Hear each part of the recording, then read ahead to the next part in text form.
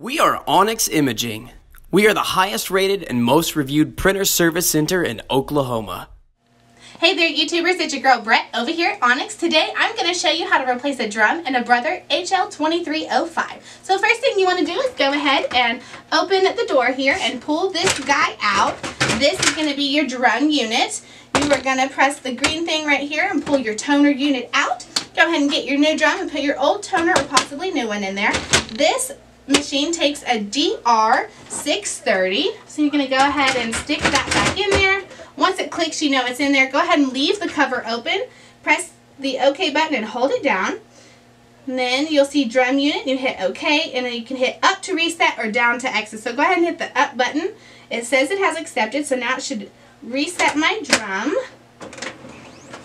Alright, now it's initializing. If you're in need of any quotes or supplies, give your girl Brett a call and have a great day. Thank you for watching.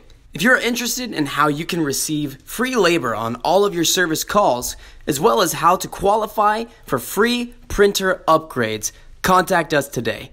We are here for all of your printer and office supply needs.